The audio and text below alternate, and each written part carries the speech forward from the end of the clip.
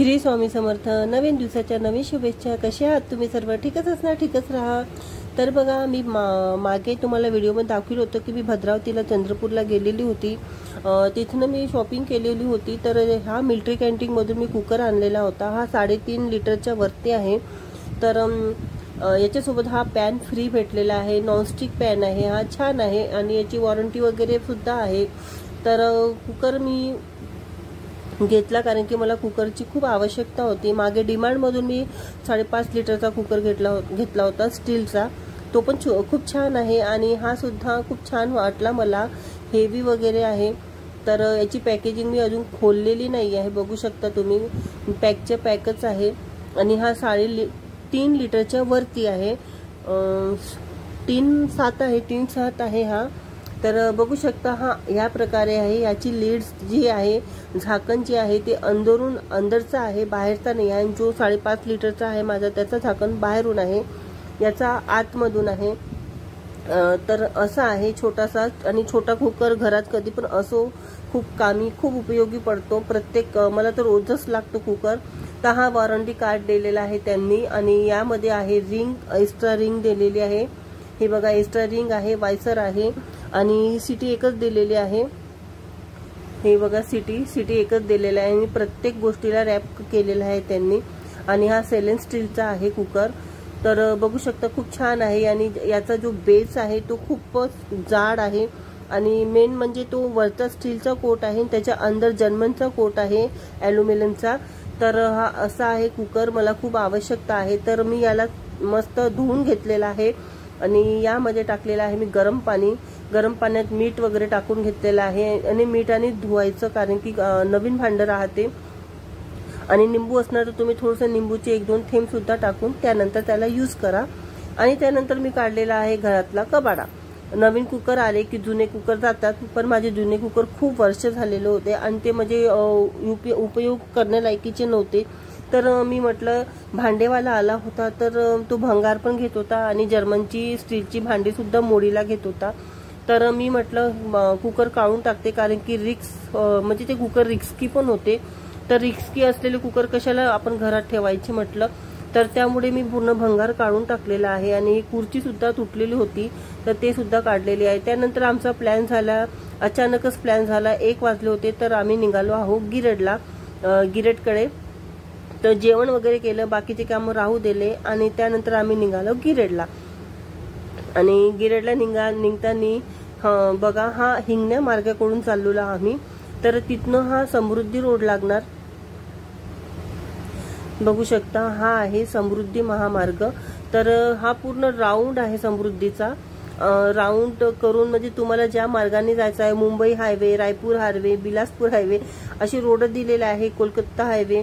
तर हा main road आहे, हा पूर्ण खूप मोठा राऊंड आहे। हा कितीतरी मीटरनी बनलेला आहे, एकड़ म्हणा, कितीतरी एकर त्यांनी बनलेला आहे। तर खूप मोठा आहे आणि ते राऊंड करून मग तो रोड म्हणजे पूर्ण चारीकडून रोड लागलेला आहे समृद्धीचे आणि खूप मस्त बनलेला आहे।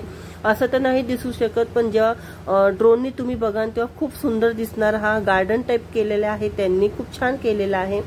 आणि बघा, हा आम्ही चाललो आहे चंद्रपूर हायवेनी चाललो आम्ही। तर आम्ही इथून लावला आम्ही गुगल मॅपनी जाणार। पण काय झालं, गुगल मॅपनी आम्हाला एकदा रस्ता चुकला आणि मग त्यानंतर आम्हाला परफेक्ट रोड मिळाला आहे। तर हा बघा, थोडासा कच्चा रोड लागला नंतर आम्हाला, तर पण हळूहळू आणि थोडंसं वातावरण पण मला वाटलं की कमी होणार, पण नाही, वातावरण खूप होतं, 40 डिग्री होतं आणि आम्ही एवढ्या उन्हात गेलो होतो गिरेडला। पण ते म्हणतात ना, मूड झालं की चला, आणि आम्ही पोचला हो गिरेड गावाला। बघू शकता तुम्ही, आम्ही गाडीतून उतरलो आहे ना, ऊन पुष्कळ आहे, ऊन फार आहे। आणि ही ती दर्गा आहे, इथे साखर विहीर आहे। तर आम्ही इथून पूजेचं सामान वगैरे घेतलं। बघू शकता इथे तिरंजी, तुम्हाला जास्त प्रसादामध्ये तिरंजी हा प्रकार मिळणारच। तर बघू शकता आम्ही चादर घेऊन घेतलेली आहे। इथे चादर चढवली जातात, हार नाही चढवले जात। तर बघू शकता इथे साईडला वगैरे दुकानं वगैरे फार आहे आणि ईद वगैरे अशी जे यांची सण राहतात तेव्हा खूप गर्दी राहते इथे।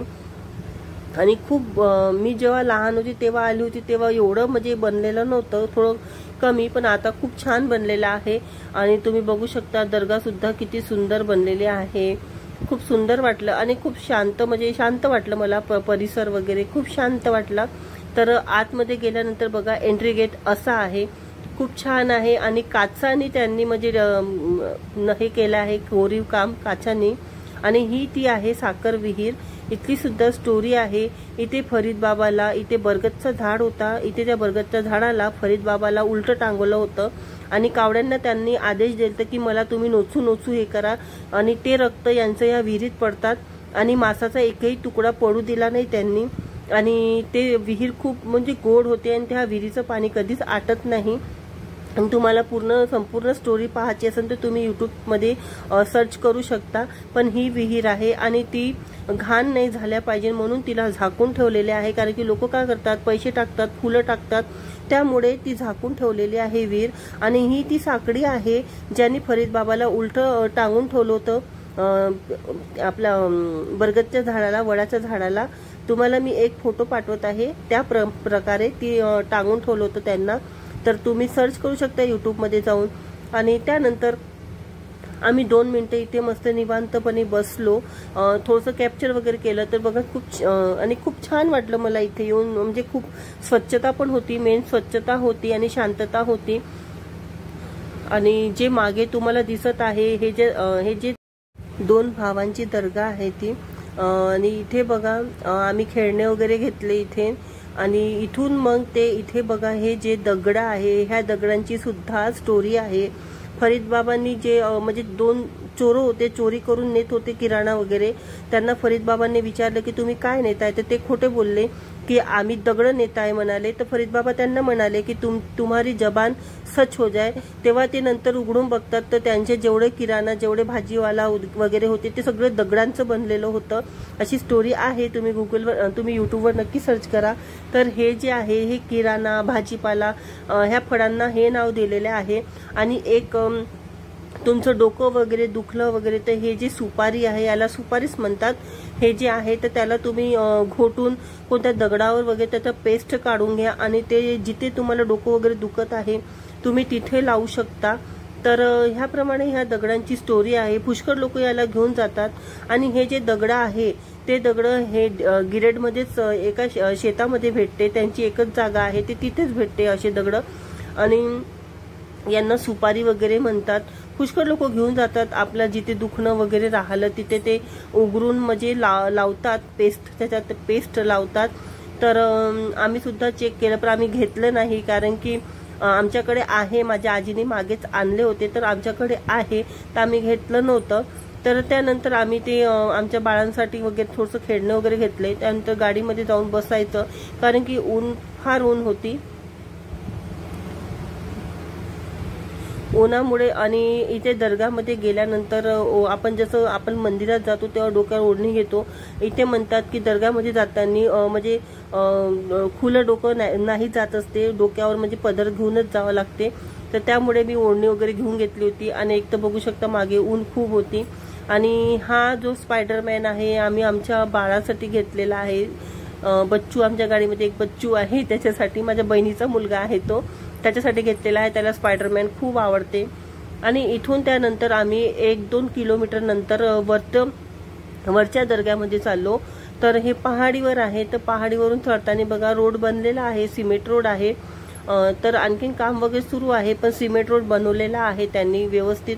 आणि मेन म्हणजे इतक्या उन्हाळ्यामध्ये इतकं हिरवगार आहे. अजून पावसाळा सुरू झालेला नाही आहे, तरी सुद्धा बघू शकता तुम्ही किती हिरवगार आहे पहाडीवर. आणि असं वाटतच नाही, असं वाटतं की हिवाळा वगैरे सुरू असणार एवढ्या उन्हाळ्यात. तर एवढं हिरवगार पाहून मला खूप छान आणि प्रसन्नता वाटली. एवढ्या उन्हामध्ये डोळ्याला असं चकाचक हिरवं दिसणार तर खरंच डोळ्यांना खूप शांतता मिळते. आणि बघू शकता इथे थोडंसं डांबर रोड आहे आणि हे पण सुद्धा काम ते करणारच लवकरच. आणि अगोदर ते काहीच नव्हतं. जेव्हा मी लहानपणी आले तेव्हा हे काहीच नव्हतं, रोड वगैरे सुद्धा नव्हते. आम्ही तर पायदळच गेलो होतो पहाडीवर. पायदळी रस्ता तिथून, म्हणजे आता खालची दर्गा बघितली आपण, तिथूनच पायी रस्ता सुद्धा आहे. तर तिथून तुम्ही वरती जाऊ शकता. आणि गाड्यांसाठी हा रोड बनवलेला आहे। आणि साईडने तुम्ही बघू शकता साईडने जी खाई आहे तिथे खाईमध्ये पूर्ण म्हणजे गाव बसलेला आहे, गिरड गाव आहे, ते गिरड गाव बसलेला आहे, तुम्ही बघू शकता। आणि मोठा रोड केला आहे की दोन्ही गाड्या म्हणजे पास होतील असा रोड केलेला आहे, म्हणजे थोडा कमी नाही आहे की एकच गाडी जाणार, मोठा आहे चांगला की दोन्ही गाड्या पास होतील। तर बघा जास्त उंच नाही आहे, तर आम्ही पोहोचलेला आहे। आणि हे आहे गिड्डोबा देवस्थान। कोणतीही गाडी दर्ग्यात समोर जाण्या अगोदर इथे गिड्डोबा स्थानला विजिट करतात, इथे थांबतात अगोदर आणि त्यानंतरच समोर जाते गाडी। त्याची सुद्धा एक स्टोरी आहे, तुम्ही यूट्यूबवर सर्च करा, बघू शकता तुम्ही। गाव खाली पुरं गिरड गाव आहे आणि मोठं गाव आहे छान। आणि मेन म्हटले जाते की गिरड गाव हा मेन म्हणजे इथे बंजारी लोकच अगोदर आलते, बंजारी लोकांचाच मेन हे गाव होता। तर समोर गेल्यानंतर बघू शकता तुम्ही आपण पोहोचले आहोत मेन गिरडला। हा गेट आहे, किती सुंदर आणि भव्य गेट आहे, मला गेट खूप आवडला। आणि पुष्कळ लोक इथे फोटो सुद्धा काढत होते गेट जवळ आणि खूप मस्त गेट आहे। आणि त्यानंतर आम्ही बॅक साईडनी आम्हाला कार पार्किंग लावायची होती, तर कार पार्किंगसाठी बॅक साईडनी रोड आहे आणि समोरून ज्यांना पायदळ जायचं असेल ते तर समोरून गेटमधून जातात। तर आम्ही इथे आलो बघा, आम्हाला इथे गाडी लावायची होती म्हणून इथे आम्ही गाडीमध्ये आलो। आणि आत येता बरोबर पहिले माकडांची एंट्री, माकडे इथे फार आहे, तर बघू शकता इथे गाडी वगैरे लागली आणि गाडीची व्यवस्था वगैरे खूप छान केलेली आहे, बघू शकता तुम्ही किती मोठं पटांगण आहे, खूप छान आहे। आणखीन पुष्कळ गोष्टीचं डेव्हलपमेंट वगैरे सुरू आहे, ते भक्त निवास वगैरे इथे जे आहे ते बनत आहे, सगळं व्यवस्थित म्हणजे सोय वगैरे करत आहे हे लोक। आणि प्रत्येक म्हणजे कोणती गोष्ट हळूहळूच होते, एका स्पीडनं नाही होत। तर मी गाडीतून उतरली तर पटकन पहिले डोक्यावर वगैरे पदर घेऊन घेतला आणि त्यानंतर इथे बघू शकता इथे हवन आहे, तिथे सगळे नारळ वगैरे जाडत आहे। आणि ह्या ज्या झेंडा आहे ह्या झेंडा लावायची जागा आहे, इथे झेंडा वगैरे लावतात, जेव्हा त्यांचं मोहरम वगैरे राहतात तेव्हा इथे फार गर्दी राहते। तर बघू शकता आम्ही आत आलेलो आहोत दर्ग्यामध्ये। तर ही दर्गा फरीद बाबाची आहे की फरीद बाबा खाली पण राहत होते, वरती राहत होते। तर मला कसं तरी व्हिडिओ काढायची परमिशन थोडीशी मी लपून वगैरे काढलेला आहे। आणि त्या साईडला नंतर इथे आहे हे तळं आहे, त्याला काय म्हणतात एक बावडीसारखं बनवलेलं आहे, खूप जुनं आहे, खूप जुनं आहे, एक विहीरच आहे। आणि ह्या कुंडाला खाली झरे आहे, पावसाळ्यामध्ये यातलं पाणी बाहेर सुद्धा येते, इतकं पाणी राहते इथे। आणि इथे बघा बदक, कासव, मासोळ्या सगळं आहे इथे।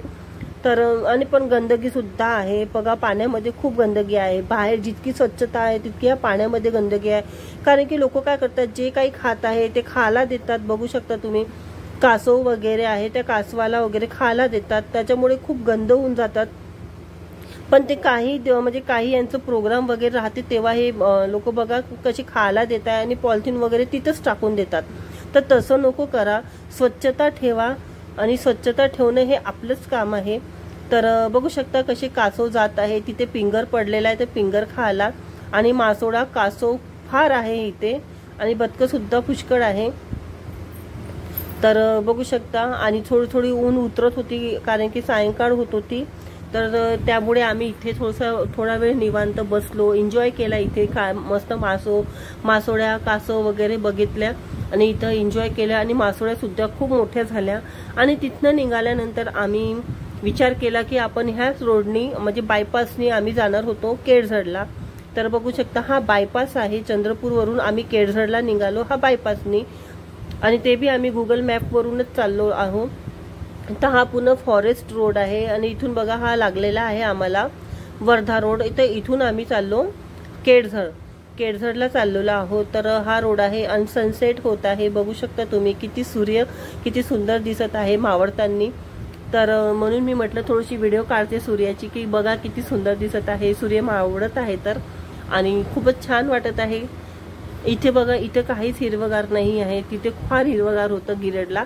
आणि त्यानंतर आम्ही थांबला हो खडकीला नाश्ता वगैरे केलेला आहे आणि खडकीला थांबावंच लागते, प्रत्येक गाडी खडकीला थांबते। इथे आहे हनुमानजी मारुतीचं देवस्थान आहे, ते इथे सगळे थांबतात, इथे एक धाबा आहे, तिथे आम्ही मग नाश्ता वगैरे केला। बघू शकता इथे ट्रॅव्हल्स वगैरे प्रत्येक गाडी इथे थांबते। आणि त्यानंतर आम्ही पोहोचलो आहो केळझरला। तर आम्हाला पोचता पोचता रात्रच झाली, आम्हाला 7-8 वाजून गेले. आणि केळझरला आम्ही जसं गेलो तर बघू शकता इथे आहे आपला गणपती, अष्टविनायकांमधला एक गणपती, विदर्भातला अष्टविनायक म्हणता येईल तुम्हाला. तर इथे गणेशची आहे. तर आता कसं रात्र झाली होती, देवस्थान म्हणजे मंदिर बंद व्हायची वेळ झाली होती, त्यामुळे तुम्हाला जास्त गर्दी दिसत नाही आहे. आणि इथे सुद्धा स्वच्छता मला पाहायला मिळाली. इथे सुद्धा स्वच्छता फार आहे, प्रत्येक गोष्टीचा विचार केलेला आहे, नीटनेटके लक्ष दिलेलं आहे. आणि आम्ही इथे पोहोचल्यानंतर आम्हाला हे बघा अष्टविनायक आहे हे, आणि इथे पोहोचल्यानंतर आम्हाला भेटली आरती. तर आरती मिळाली आम्हाला, तर आम्ही आरतीमध्ये अटेंड झालो. आम्ही आरती वगैरे केली. बघू शकता